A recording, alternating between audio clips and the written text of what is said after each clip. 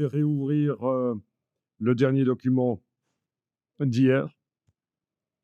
Entre-temps, le document Photoshop a été mis à jour parce que j'avais joué avec la marionnette dessus pour que les pattes de l'animal aient l'air d'être sur le sol. Vous vous souvenez qu'il était sur un rocher.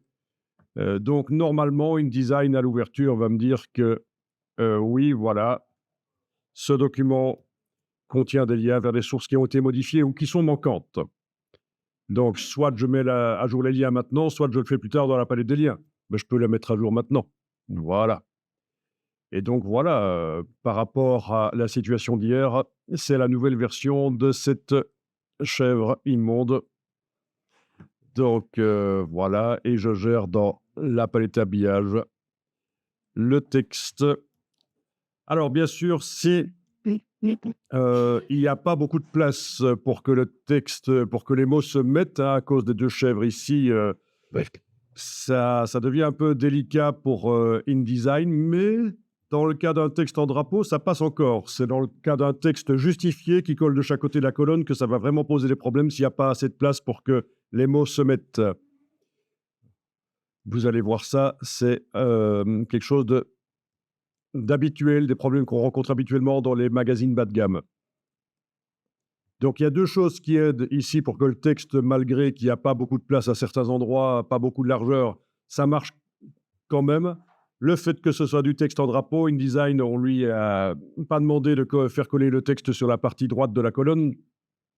Et aussi, bien sûr, la césure. Césure que nous étions allés modifier hier pour qu'on n'ait jamais deux lignes de suite qui soient coupées, et d'autres paramètres aussi de césure.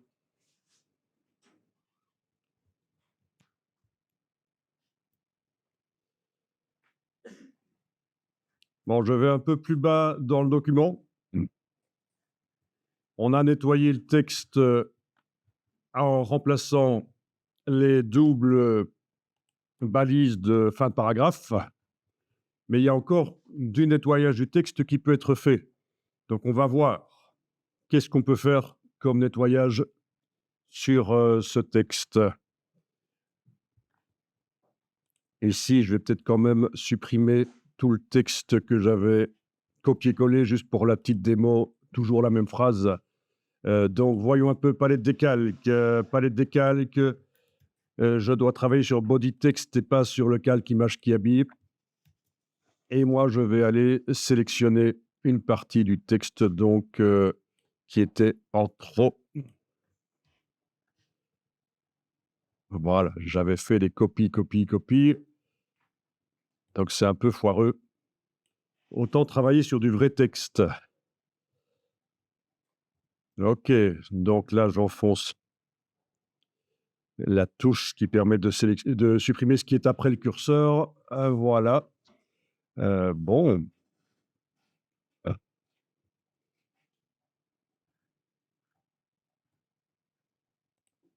Le positionnement des éléments ici, des images, n'est pas très heureux. Pour le titre, c'est pas génial. Donc, je vais peut-être tenter d'aller repositionner quand même.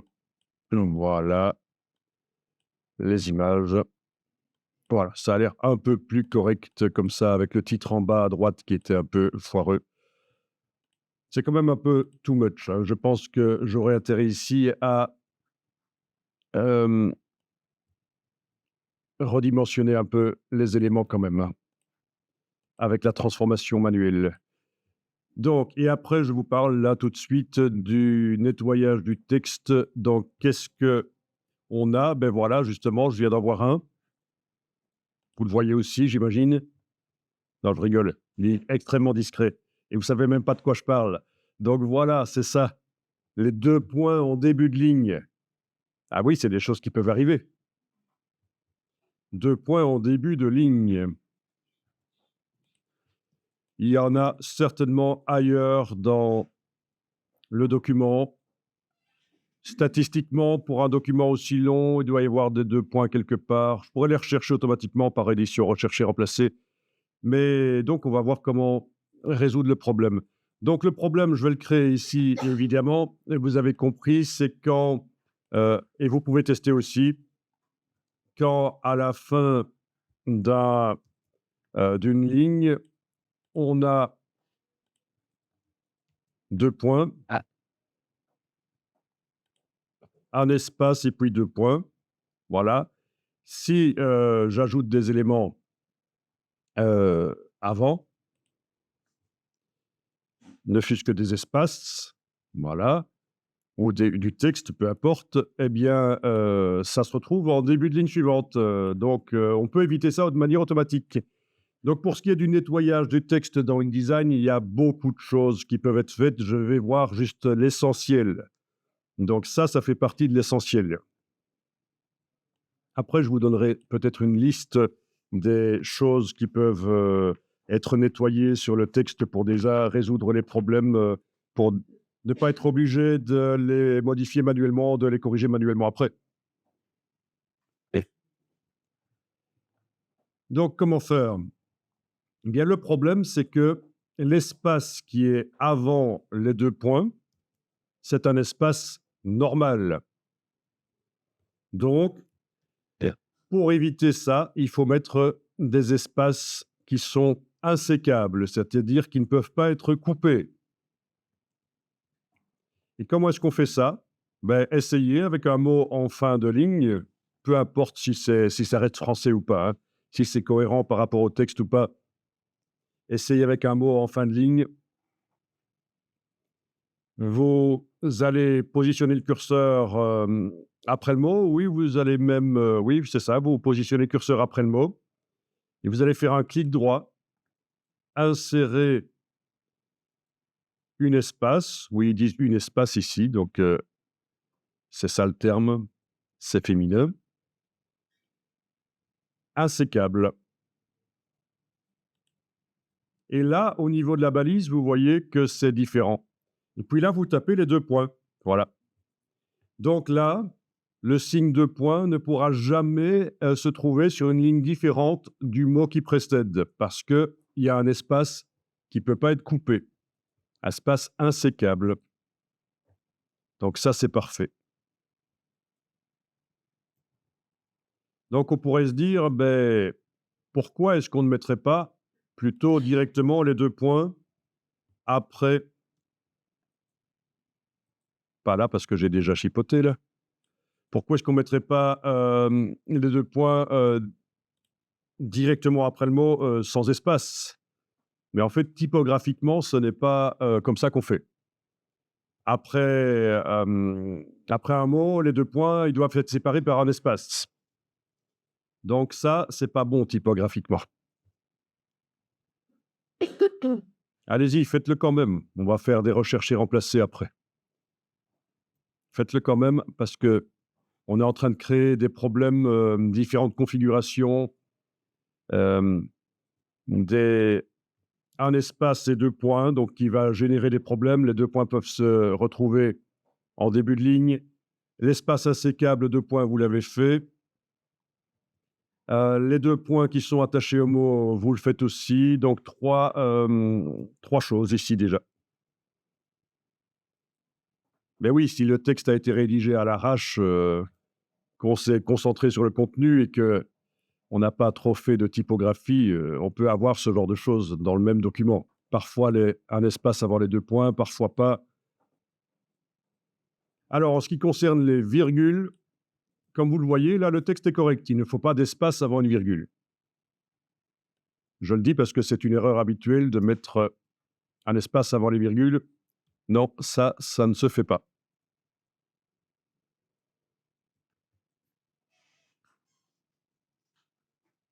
Si vous commencez une phrase par un mot avec accent, comme ceci par exemple,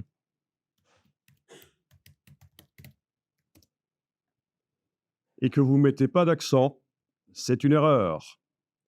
Donc, vous allez voir qu'il y a des possibilités de taper directement le mot avec l'accent, mais que ça peut être aussi plus simple de demander simplement au correcteur orthographique de vous le corriger pour vous. Si ça vous ennuie de taper directement les mots avec accent, les majuscules avec accent, quand ça démarre une phrase comme ça, Vous pouvez le taper sans majuscule et normalement, le correcteur orthographique va vous proposer la correction et c'est hyper rapide, ça se fait en une demi-seconde. Mais je vous montrerai quand même comment manuellement le taper directement. Mais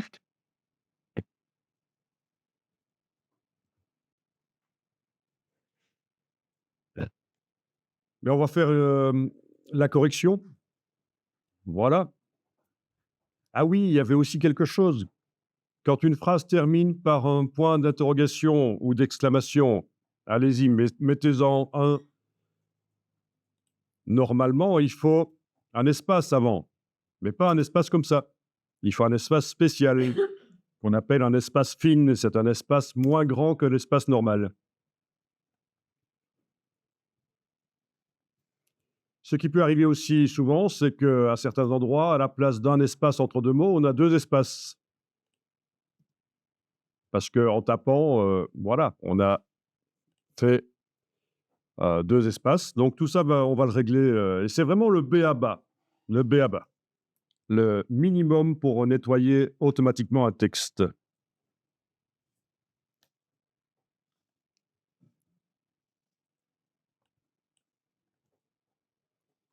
Il y aura aussi bien sûr la question des listes, quand on a copié-collé des listes, comment est-ce qu'on peut gérer ça? On verra ça. Mais je ne vais pas le voir maintenant parce que c'est un peu plus complexe. La numérotation de paragraphes aussi, c'est fort similaire, aux listes. Alors, vous n'avez pas besoin que quelque chose soit sélectionné. Avec la flèche noire, vous pouvez cliquer à côté et on va aller dans Édition, rechercher, remplacer. Ah. On recherche et on remplace du texte.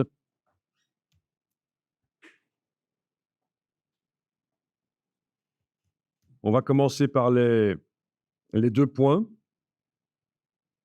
Donc, quel cas de figure? Le cas de figure où vous avez un espace normal suivi de 2 points, ce qui est une faute. Mais vous allez taper ici dans Rechercher, vous allez appuyer sur la barre d'espacement, ça fait un espace. On voit qu'il est là. Si on le sélectionne, si on appuie et qu'on bouge, voilà, on voit qu'il est là, l'espace. OK, mais après cet espace, vous tapez le signe de point. Voilà, donc vous avez espace de point et vous remplacez par 2 points. Dans le document, sans restreindre à un format de paragraphe particulier. Je vais le faire à la fois sur les titres et sur le body text. Mais ici, évidemment, je pourrais le faire uniquement dans le body text si je veux, ou uniquement dans les titres, en plus de ceci, en indiquant un format de paragraphe ici. Mais je ne le fais pas ici. Donc, non, d'abord, on règle le problème des espaces avec 2 points, pour s'assurer que tous les 2 points dans le document n'ont aucun espace avant, puis on fera l'espace insécable. On va le faire en 2 temps. Parce que sinon, si vous avez plusieurs cas de figure, en fait, hein. Il y a certains endroits du document, il y a 2 points qui suivent directement les mots. À d'autres endroits du document, il y a 2 points qui sont précédés d'un espace. Voilà, à certains endroits du document, j'ai même un espace insécable ici. Donc on a différents cas de figure. Donc, on règle d'abord le problème, de réduire les 2 points à uniquement 2 points. Donc on clique sur Tout remplacer. Voilà, il en a trouvé 24. Il n'est pas, inutile de cliquer à nouveau sur Tout remplacer, au cas où on avait 2 espaces suivis de 2 points. Mais là, il n'y en avait pas, donc il en a pas trouvé, c'est parfait. Donc là, on est certain que espace de points n'existe plus dans le document. Ensuite, on va remplacer 2 points par, juste avant les 2 points ici, on va mettre un espace insécable. Donc là, j'ai plus l'espace au-dessus, évidemment, hein.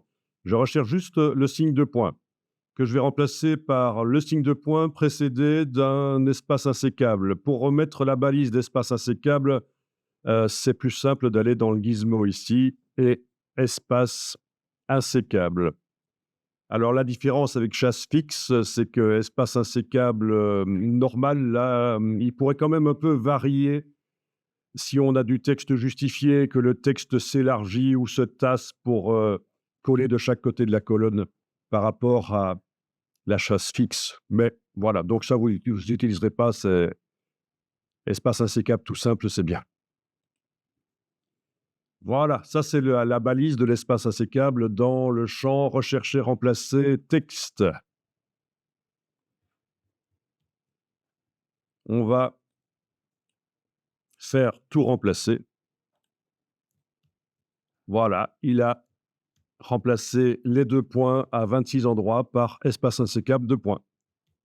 Donc, je suis certain là qu'à aucun endroit les 2 points ne peuvent commencer une ligne. Et moi, c'est pas que je te rebats. Oui, en effet, hein, si vous l'avez fait plusieurs fois, vous avez inséré plusieurs espaces insécables, mais c'est pas grave parce que maintenant, ce qu'on va faire, c'est rechercher plusieurs espaces insécables qui se suivent et le remplacer par un seul. Espace, espace insécable. Donc, je vais 2 espaces insécables remplacés par un seul. Ben oui, parce que moi, j'avais déjà un espace insécable dans le document, donc il m'en a mis 2, hein, l'opération précédente. Donc, les doubles espaces insécables par un seul, tout remplacé. Il en a trouvé un chez moi. Chez vous, si l'opération précédente, vous l'aviez faite plusieurs fois, il va falloir plusieurs fois cliquer sur tout remplacer jusqu'à ce qu'il soit indiqué 0. Vous voyez un peu la logique, hein? Donc, avec le rechercher remplacer, il faut avoir des stratégies comme ça. Et quand on a terminé, on clique sur terminer.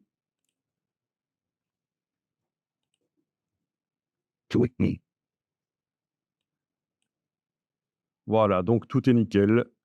2 points avec espace insécable avant. Bon, les doubles espaces, on n'avait pas fait, on va le faire.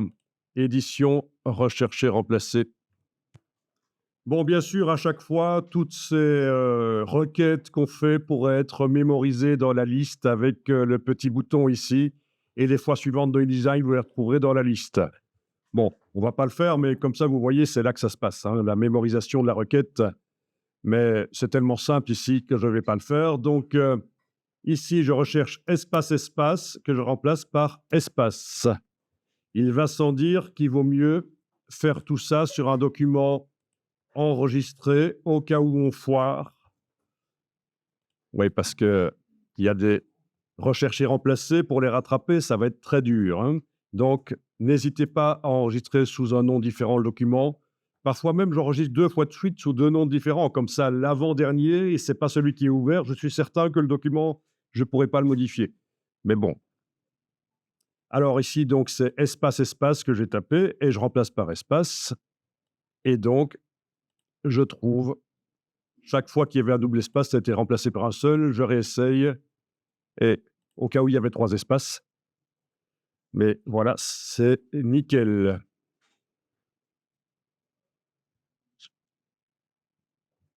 Ouais, pas vraiment de formation.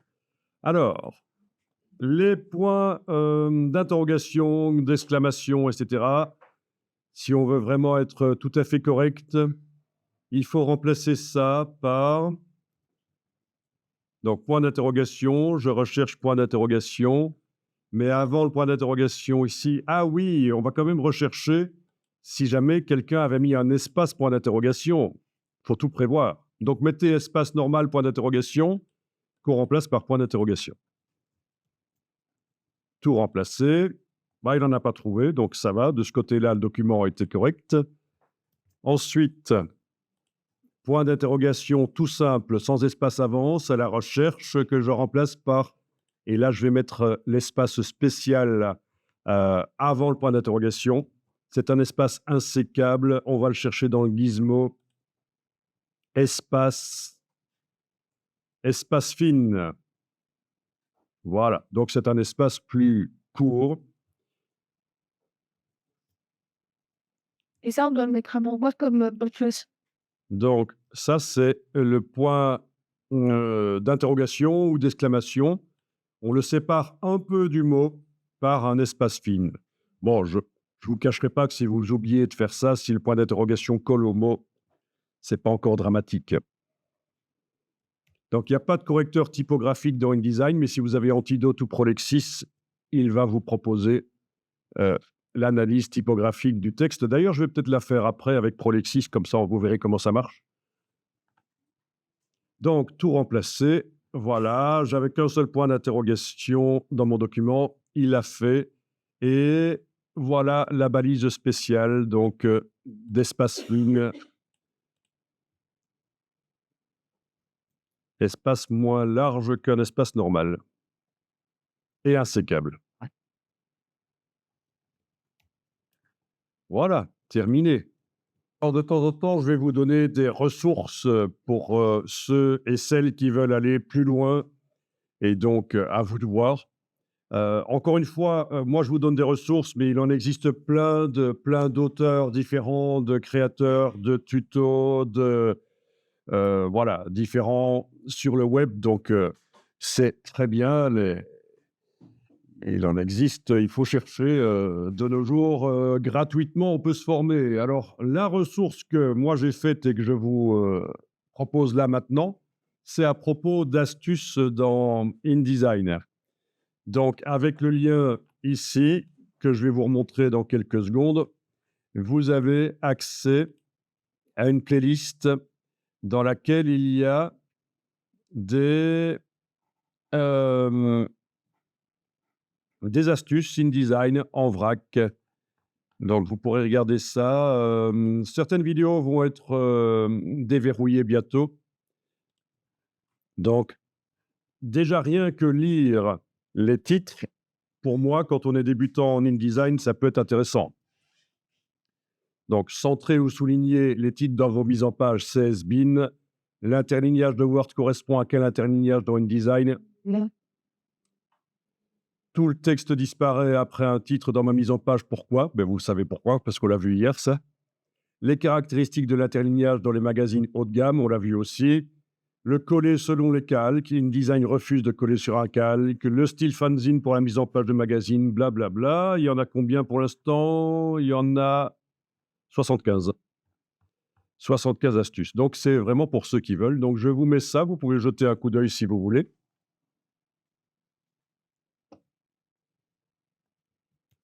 Alors, pour ce qui est de supprimer dans le texte qui vient de Wikipédia, supprimer les notes de bas de page, les renvois en notes de bas de page. Alors, j'ai cherché dans la palette de caractères et ailleurs, mais je n'ai pas cherché énormément et je n'ai pas trouvé comment ils ont enclenché ça. C'est peut-être un truc évident, mais je suis allé regarder dans le menu de la palette de caractères en sélectionnant la note. Ceci n'est pas supérieur exposant, n'est pas enclenché. Donc, voilà, ça a été transféré comme ça. Donc, la solution, puisque je n'ai pas trouvé quoi indiquer dans le rechercher remplacer comme caractéristique du texte que je recherche, ce que je propose, moi, c'est simplement de sélectionner la note de bas de page, le 1 ici, voilà. Si vous le trouvez, vous en avez un? Oui. Il y en a à plusieurs endroits, j'imagine. Oui, il y en a à plein d'endroits. Parce qu'en fait, ce sont des notes de bas de page. Ça venait du même article, ça? Ah non, en fait, oui, voilà, je comprends pourquoi il y en a plein qui portent le numéro 1. C'est parce que ça vient pas de Wikipédia, ça vient de ChatGPT. Et j'ai utilisé Bing Copilot, qui est ChatGPT 4. Et lui, quand il donne une réponse, il met en dessous des liens vers les sites qu'il a utilisés, à chaque fois. Et tout le texte là, il est long, mais j'ai dû le faire en plusieurs fois parce qu'il ne fait pas du texte long. Et c'est pour ça qu'on retrouve par copier-coller, j'ai chaque fois copié-collé les réponses, je les ai mises à la suite les unes des autres pour obtenir le long texte. C'est pour ça qu'à plein d'endroits, il y a il y a la référence 1. Quoi qu'il en soit, ça va fonctionner. Donc, je sélectionne ça, je copie, donc commande C, CTRL C, commande C. En n'ayant rien C qui est sélectionné, je vais pouvoir faire du rechercher remplacer. Je vais quand même ici indiquer un 1 normal dans le texte pour voir qu'il ne va pas être remplacé, lui. Il n'y a pas de raison. C'est juste pour montrer. Voilà. Ah, je peux même. Voilà. OK. Donc, édition rechercher, remplacer. Je dois coller en rechercher le fameux signe-là que je remplace par rien du tout. Puisqu'il s'agit de nettoyer le document de toutes ces notes de bas de page qui sont en fait pas vraiment des notes de bas de page, vous avez compris, des références à des sites web. Voilà, dans tout le document. Oui, parce que si on sélectionne une partie du texte, il serait possible de faire une recherche uniquement sur une partie du texte. Il serait indiqué ici sélection. Mais donc là, c'est dans tout le document. Vous voyez au passage qu'on peut faire du rechercher remplacer sur plein de documents qui sont ouverts en même temps dans InDesign, c'est pratique. Remplacer par rien, voilà. Tout remplacer. Voilà, il en a trouvé 12. OK. Je vais commencer avec un petit 2 parce que tu m'auras fait d'attendre ici.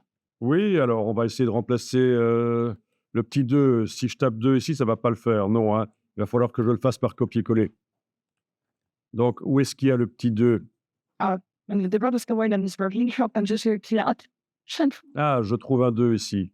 Donc, c'est pas génial, génial comme manière de faire, mais ça marche. Je vais creuser un peu l'histoire, faire appel à l'équipe et on va voir si il y a une meilleure solution. Donc, si on fait une recherche, on peut le petit A et pour une séparation. Non, on va faire plusieurs recherches à la volée, à la suite. Je pense qu'il faudrait faire appel à un script qui pilote le rechercher remplacer. Je vais me renseigner aussi. Je suis toujours intéressé par améliorer mes connaissances. Alors, vous seriez étonné, hein, parmi les gens qui connaissent très bien InDesign,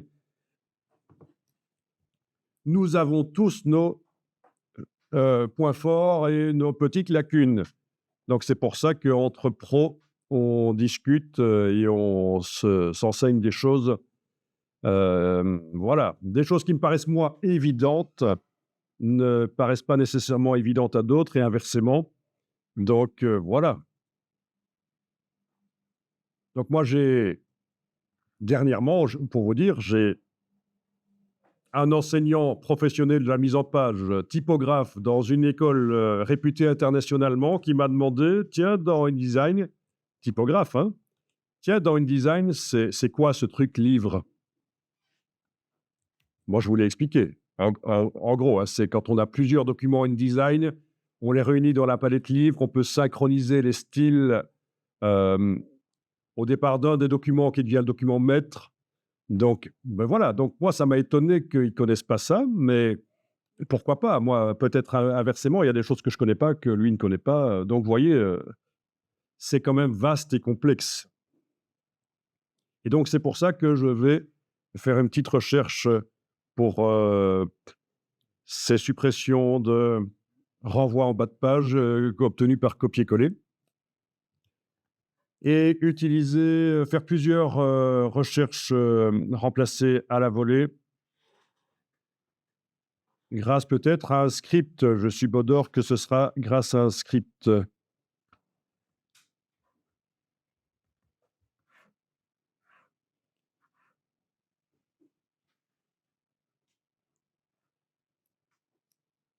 Alors, il y a aussi des personnes qui pilotent InDesign de l'extérieur. Sans ouvrir InDesign, ils modifient les documents InDesign en pilotant de l'extérieur. Ça, c'est encore autre chose. Il faut en avoir l'usage. Mais c'est possible de modifier les documents InDesign sans même devoir ouvrir InDesign.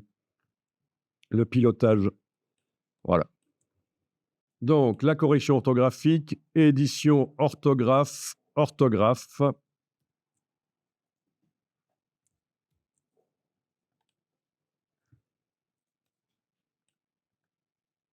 Cherchez dans... Ben, vous retrouvez la même chose. C'est vrai que si j'avais sélectionné une partie, je pourrais certainement aussi... Ah non, dans ce cas-ci, il ne veut pas. Il ne veut pas quand on sélectionne orthographe, orthographe. Non, sélection, il ne propose pas. En tout cas, pas chez moi. OK, donc je recherche dans le document ou dans l'article. Dans ce cas-ci, c'est la même chose. Et vous pouvez commencer. En principe, ça le fait à partir du curseur. Donc c'est pas une mauvaise idée avant de faire ça, de mettre le curseur, au tout début de l'article, en fait. Voilà. Édition, orthographe, orthographe. Voilà, il a commencé.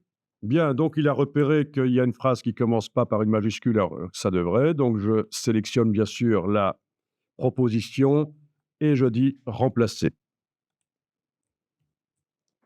Donc ça va être, bien sûr, comme dans Word, c'est, des choses que vous connaissez. Ici, il a repéré un mot, latin, c'est le nom latin de cette bestiole sans doute, et il me propose des choses, mais c'est tout à fait erroné.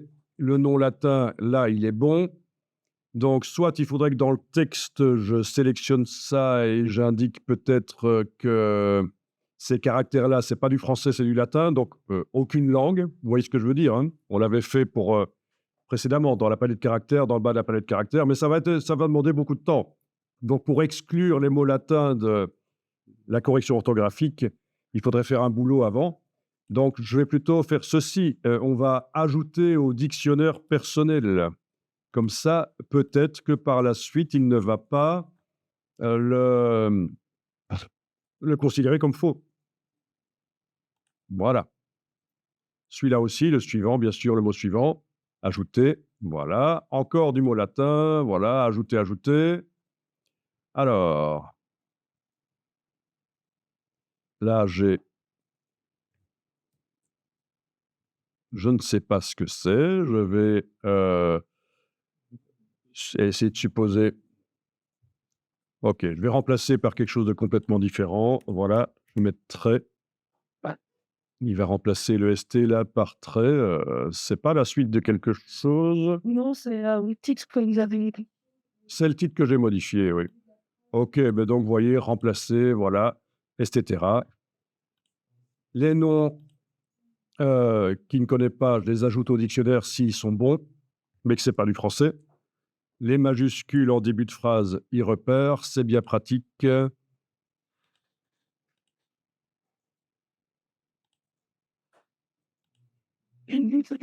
Ah, il y a beaucoup de noms, évidemment. Hein, ChatGPT, là, il fait du name dropping, hein, il se la pète, avec plein de noms, qu'on connaît pas, hein. Vous connaissez le name dropping? Hein, c'est quand quelqu'un veut se la péter en soirée et alors il cite le nom de plein de personnages ou de choses.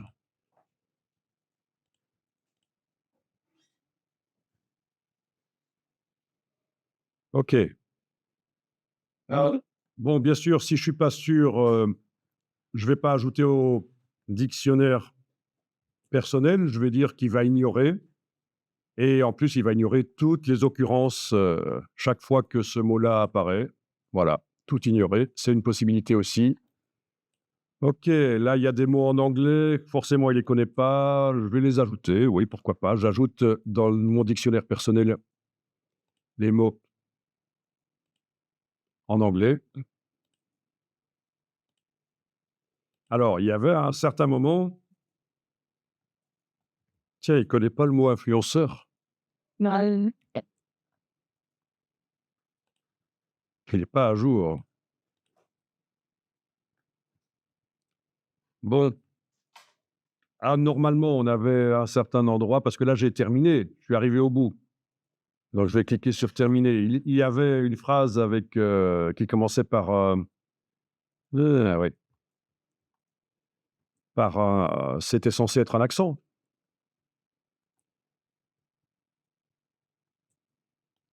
Donc je vais retester ça. Voilà, j'ai tapé en début de phr il te l'a trouvé toi? OK, c'est peut-être que moi il me l'a trouvé, j'ai pas vu, j'ai pas fait attention. OK. Édition orthographe, orthographe, commencer. Ah, il me le trouve pas moi. C'est pas logique ça. En principe, il devait re le trouver, les mots, qui devaient avoir des accents et il ne me le trouve pas. Là, je suis déçu. Chez vous, ça a fonctionné. Chez moi, ça ne fonctionne pas. Pas de raison. Bon, mystère. Dommage. Parce que c'est une faute. Si le caractère est accentué en minuscule, il doit l'être aussi en majuscule. Donc, s'il est accentué en bas de case, il doit l'être aussi en haut de case. C'est les termes. Hein. Bas de case, haut de case, vous connaissez? Oui. Les minuscules, c'est les bas de case, les majuscules, les hauts de case. Donc, comment est-ce qu'on va faire ici? Ben, deux solutions. Tout. Plusieurs solutions d'ailleurs. Je sélectionne le caractère et j'ai ici la lettre O. Il ne me propose pas l'accent, donc ça ne marche pas. Voilà, ça marche. OK. Donc, au niveau du clavier, est-ce que vous avez les réglages du clavier dans le haut de l'écran du Mac, là? Non, vous n'avez pas ça? Donc, il faut être en clavier français. Bon, si vous voulez le belge, vous essayerez aussi. Mais clavier français, en tout cas pas français numérique. Et à ce moment-là, quand on enclenche sur le clavier le verrouillage majuscule et qu'on tape le E minuscule sur le clavier, ça fait un E majuscule. Voilà. Et donc, dans le menu pomme réglage système, vous avez à un endroit clavier, vous avez entrée de texte, méthode de saisie modifiée. Il faut ajouter éventuellement dans la liste qui chez vous va être plus restreinte, il faut ajouter le bon clavier. C'est pas les claviers qui manquent. Hein. C'est non. Petite vidéo que j'avais faite il y a 6 ans qui a son petit succès, 12 000 vues. C'est juste pour vous dire que c'est une question que beaucoup de gens se posent, un problème que beaucoup de gens rencontrent. Et donc, il faut une petite recherche sur YouTube et ils tombent sur des vidéos qui expliquent la différence entre clavier belge et français. Donc, si vous voulez trouver cette vidéo, ce sera facile. Bien régler clavier sous Windows, le clavier belge n'est pas identique au clavier français. Donc, vous avez enregistré le document. On va faire une recherche orthographique dans le document.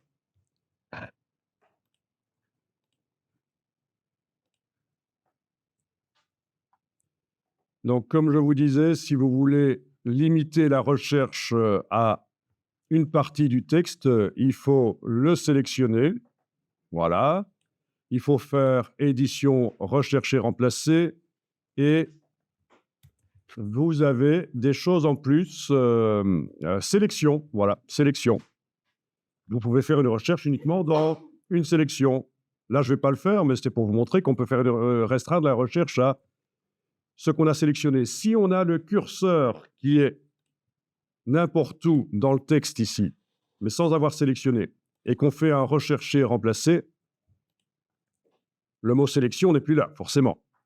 Par contre, on a article ou jusqu'à la fin de l'article. Ça veut dire quoi? Eh bien, un article dans InDesign, c'est un texte qui est dans un bloc ou dans plusieurs blocs qui sont chaînés. Donc, dans un document InDesign, on peut avoir plusieurs articles, puisqu'il peut y avoir plusieurs blocs avec du texte dans chaque bloc. Tout est chaîné, il va le prendre. Ici, il n'y en a qu'un seul. Oui, donc tout le document est un seul article dans ce cas-ci. Ouais. Il n'y a qu'un seul article dans le document.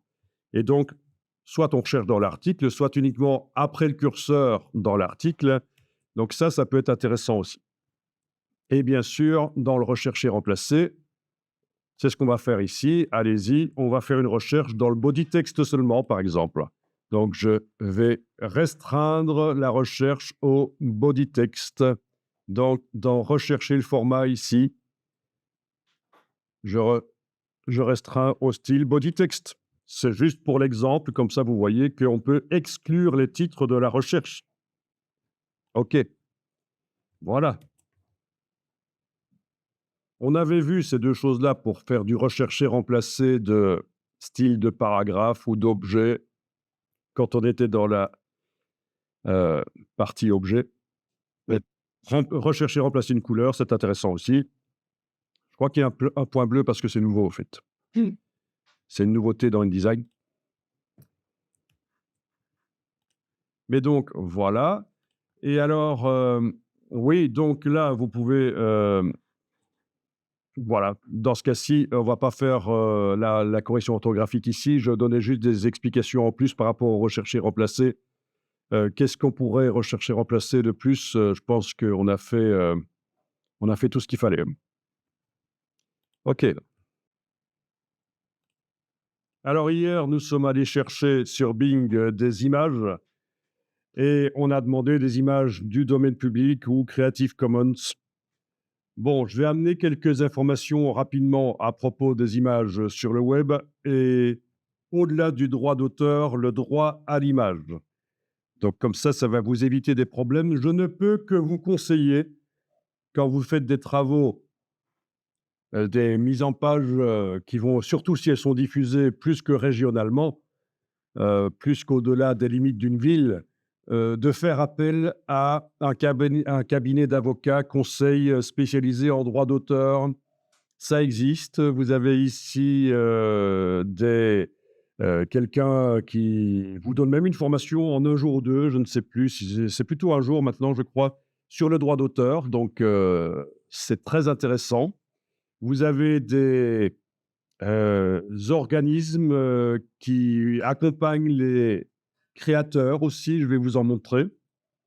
Donc c'est différent suivant qu'on soit artiste, plasticien, ou artiste, heu, musicien. C'est pas la même chose parce que là, quand je parle d'organismes qui s'occupent des droits des auteurs, vous pensez tous peut-être à la SABAM, mais ça, c'est pour, la la musique, la SACEM en France, la SABAM en Belgique, mais il y a autre chose qui existe et on va voir si vous connaissez des solutions. Mais avant de parler de ces organismes dont je ne fais pas la publicité et que je ne pousse pas, à utiliser, hein, je vous informe juste. Hem, Avant de parler de ces organismes, on va parler de différents cas de figure. Voilà.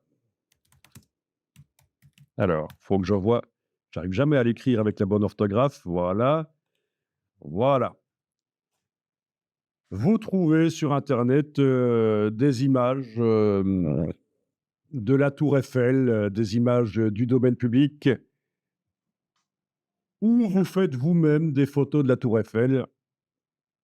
Avez-vous le droit de les utiliser dans vos publications, que ce soit des publications à but non commercial ou des publications qui vous rapportent de l'argent, hein? Si oui, quand on parle de publications que vous faites pour une petite, association, ça vous rapporte peut-être pas d'argent, vous faites ça gratuitement, il y a pas de bénéfice vraiment, donc on pourrait se dire: «Mais non, là, quel que soit le cas de figure, commercial ou non commercial, avez-vous le droit d'utiliser des images que vous avez faites vous-même peut-être, le cas de figure idéal, vous-même, vous avez fait des photos de la tour Eiffel, avez-vous le droit de les utiliser?» Par exemple, voilà, ça, c'est les photos que vous avez faites lors de votre dernier voyage à Paris. Un voyage merveilleux dans Paris. Oui, chiaro, sono delle proprie partite. Le monument hypotétique derrière cette partie pour être scène. Il y a un statut particulier pour la tour Eiffel. Pourtant, ça a été construit en 1889, pour le centenaire de la Révolution. Donc c'est quand même, normalement pas sous droit d'auteur. Normalement, c'est devenu public. C'è il museo dell'Inizio che negli anni storici. Alors, il y a parmi toutes ces images qu'on est en train de voir là, je vais peut-être faire ceci, voilà. Parmi toutes celles-là, il y en a une que vous n'avez pas le droit d'utiliser parce il y a des droits d'auteur dessus. C'est des lumières. Celle avec les lumières, exactement. L'éclairage est récent, il est sous copyright. Donc vous ne pouvez pas utiliser la tour Eiffel, photographier la nuit. Vous risquez des problèmes. Enfin, vous risquez, on va vous demander soit de détruire heu, vos imprimés, soit de payer des droits d'auteur. Il faut l'autorisation avant, donc c'est complexe, c'est surprenant. Les autres, il n'est pas certain qu'on puisse faire ce qu'on veut avec, si on fait quelque chose, de dégradant, si je m'en sers pour faire une publicité pour un sex shop, vous imaginez ce qu'on peut faire avec. Il n'est pas certain qu'on ne va pas me tomber sur le râble pour une question de droit à l'image malgré tout, hein. Alors, Voilà. Alors, si vous avez quoi que ce soit à ajouter, n'hésitez pas. Je suis toujours preneur de toutes les infos. je suis Alors, cette chose ici, bien. est-ce que vous avez le droit, si vous avez pris ces photos, est-ce que vous avez le droit d'utiliser la photo pour faire un poster, pour faire un flyer, pour faire un site web, quoi que ce soit? Ouais, il y en a une de nuit ici. Moi, je pense pas. Là aussi de nuit. Et il y en a 2 jours. Oui. Et qui a 100 ans? Mmh. Mmh. Non, il a pas 100 ans, ça date de l'exposition universelle de 1958. Et qu'on va pas nous redonner. Et pourquoi est-ce qu'on va pas chercher dans le domaine public? Parce que le problème est le même.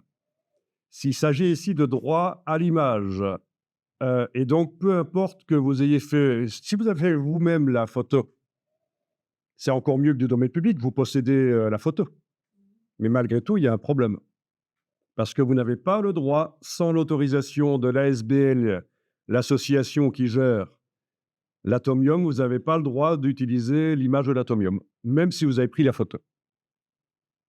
C'est interdit. Il faut leur autorisation si vous voulez l'utiliser dans un flyer, un poster ou quoi. Mais alors, les gens qui font pas avoir des problèmes. Ça, c'est différent. Les gens qui se photographient devant l'atomium et qui le mettent sur Facebook, c'est pas une utilisation commerciale, c'est le grand public. Ils diffusent pas à grande échelle. Il n'y a pas de diffusion à grande échelle. Donc la question, c'est si tu as ça sur une plateforme, une banque d'images. Est-ce qu'on a l'autorisation de vendre l'image? Est-ce qu'ils reversent des droits à la SBL, à l'association? C'est à voir. C'est à voir. Alors ici, Atomium droit d'auteur Atomium. Je suis sur le site de l'Atomium, si le web veut bien fonctionner. Voilà, l'image de l'Atomium est protégée et ne peut être utilisée qu'à certaines conditions. Voilà. Les droits sont gérés par la SOFAM. Voilà, ça c'est l'organisme dont je voulais vous parler, la SOFAM, qui est intéressante éventuellement parce qu'il donne des conseils, il protège les auteurs. Et l'ASBL Atomium, voilà, qui sont désignés par les ayants droit et l'auteur, qui est décédé en 2005. Tout un chacun peut utiliser l'image de l'Atomium moyennant une demande préalable d'autorisation à l'ASBL ou à la SOFAM, et à condition que le but ne soit pas d'utiliser l'image dans un contexte négatif, slogan raciste, antidémocratique, etc. Ça m'étonne qu'ils ne parlent pas des connotations sexuelles avec toutes les boules qu'il y a sur leur atomium. De fausser, déformer, utiliser à mauvais escient l'image de l'atomium. Voilà. Et ça, c'est... Oui.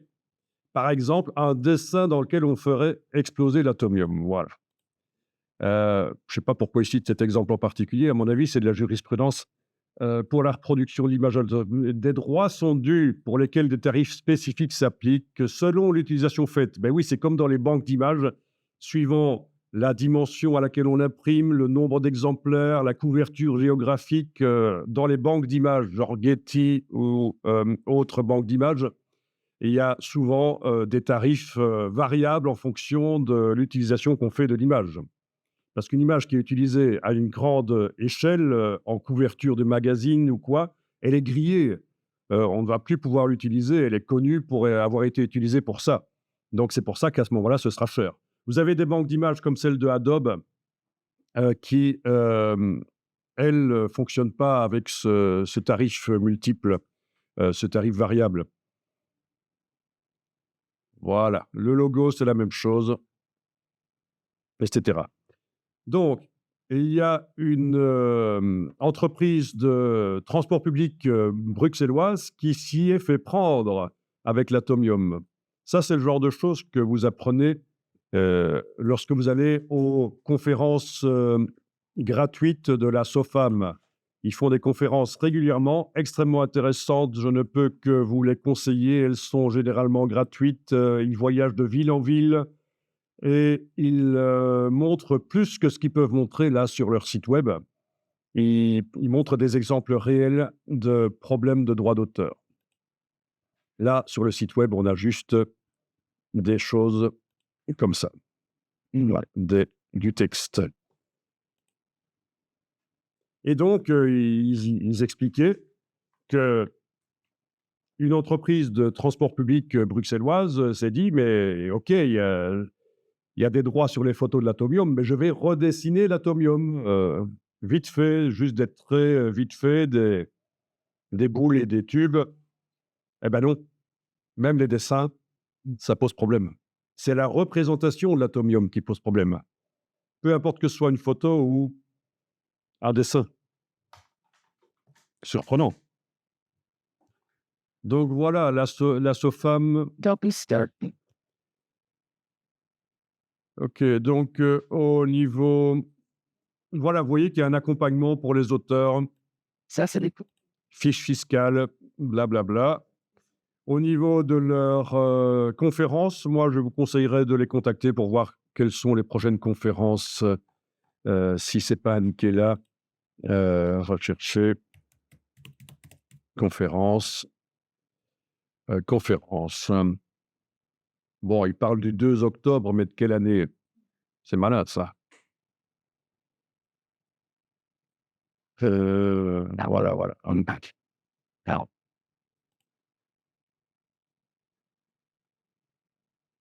Bon, donc il faut voir, hein. Ils informent, hein. Oui, oui, ils informent et puis il y a des questions-réponses avec le public et c'est intéressant. Oui, sur iStock, ils ont visiblement donc des atomiums. J'imagine qu'ils sont en règle. Il faudrait vraiment se renseigner. L'image libre de quoi? Et non, piste, Mmh. atomium, donc l'image libre. Libre de droit, ça ne veut pas dire qu'il n'y a pas de droit à payer, hein. Ça, c'est un piège. C'est pas c'est donc tout gratuit. Oui, parce qu'il y a oui, oui. Donc ce serait dommage de les utiliser et puis d'avoir des problèmes après. Tout ça, une fois, mais il faut mettre quoi dans le banque? Alors, libre de droit, ça ne veut pas dire du domaine public ou Creative Commons. Ah oui?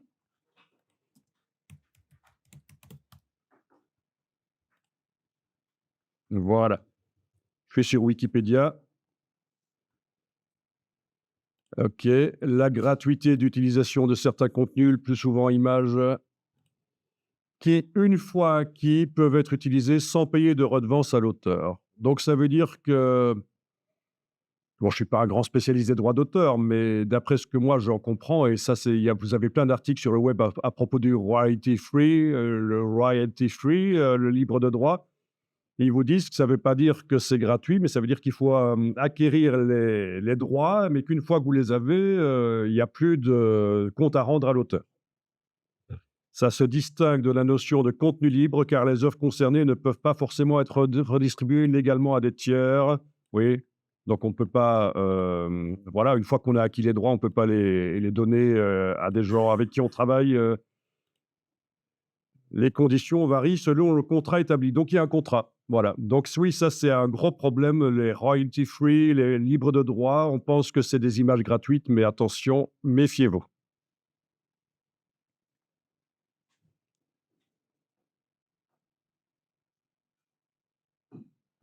Voilà.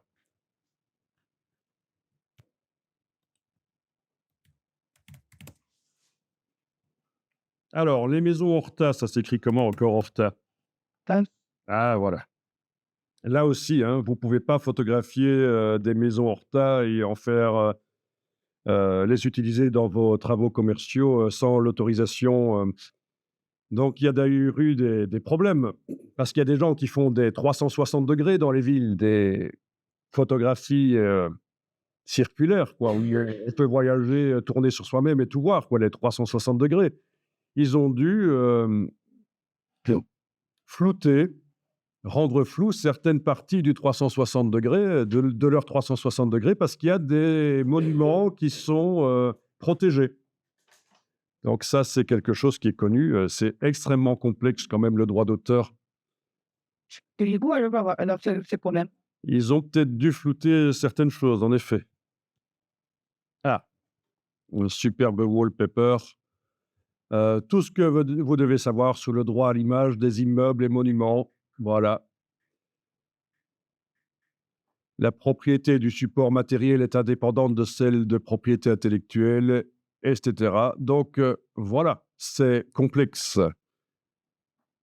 70 ans après la mort de l'auteur, hem, ça tombe dans le domaine public, mais il y a des gestions par les associations, donc tout ça est bien complexe. Méfiez-vous.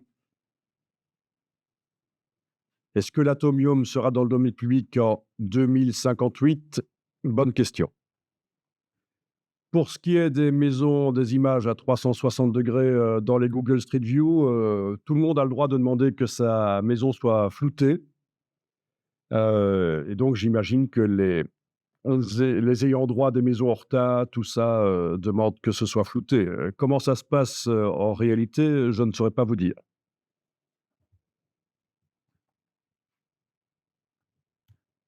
Donc c'est très complexe. Il y a aussi, voilà, c'est très complexe.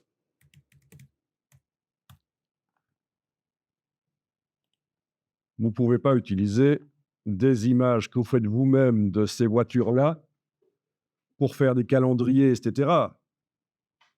Vous utilisez en fait, c'est simple, si vous utilisez le travail de quelqu'un d'autre, donc le travail des designers ici, le travail de la marque, vous l'utilisez pour, faire du profit avec vos propres travaux, vos propres publications, que c'est vraiment l'élément principal, bah, il y a un problème. Déjà, on subodore déjà que si j'utilise le design de quelqu'un à quasiment 100 dans mon travail, que c'est ça la plus-value de mon travail, il faut vraiment se renseigner.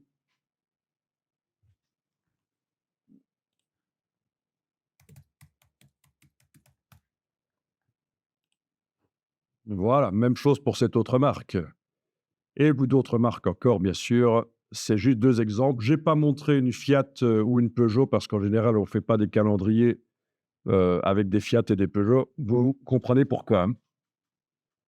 Tout ça est très complexe. Est-ce que j'ai le droit, si je possède une voiture comme, ça,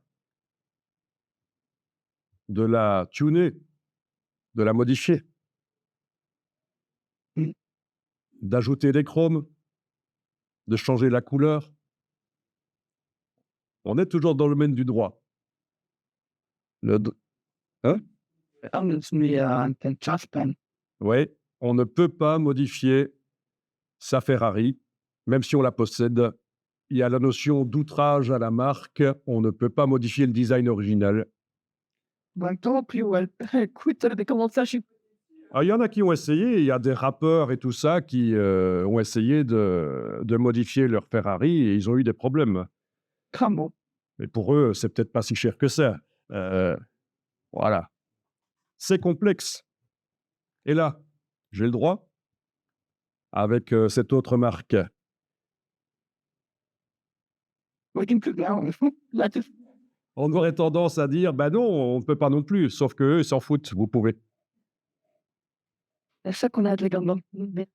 C'est pour ça qu'on a des Lamborghini vert pomme, voilà, qui ont été modifiés, oui, oui, ou avec des autocollants, des motifs celtiques ou quoi, là, il y aura pas de problème. Donc c'est bizarre, hein, 2 voitures qui sont quand même, similaires au niveau du prix et du standing, et 2 philosophies différentes. Donc tout ça pour dire que tout ça est complexe, c'est souvent du cas par cas, d'où l'intérêt de faire appel à un cabinet d'avocats spécialisés, pour avoir un conseil sur, les choses, que vous publiez, si surtout si c'est à large échelle.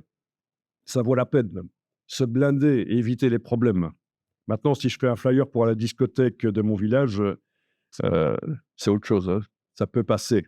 Le temps que ce soit repéré, l'événement est déjà fini. Répondre à la question: «Est-ce qu'on peut faire du rechercher remplacer, plusieurs, d'un coup?» Oui, en fait, j'avais oublié, mais il y a le script find change list, dont on vous parle ici. Je vous donnerai le lien un puissant script de recherche et remplacer fourni avec Adobe InDesign. Et donc, comme son nom le suggère, il sert à nettoyer les textes nettoyer les textes des éléments typographiquement indésirables, espaces multiples, etc., qu'on rencontre souvent. Mais si le script fourni par Adobe convient aux usages typographiques américains et anglophones, il ne convient pas du tout aux usages typographiques français.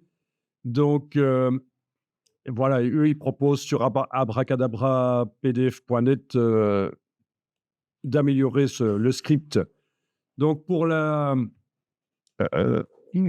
session InDesign avancée, on va tester ça. Et donc, Abracadabra PDF offre une version de Find Change List.txt adaptée aux règles typographiques de la langue française. Voilà, voilà. Donc, c'est dans les scripts, c'est dans menu fenêtre, utilitaire script, c'est dans InDesign d'origine, mais comme on l'indique ici, si on veut vraiment que ce soit adapté au français, il vaut mieux utiliser le fichier qu'il propose là. Donc, forcément, on y reviendra. On peut faire du rechercher-remplacer plus lentement, un par un, comme on a fait, hein. Ça marche très bien.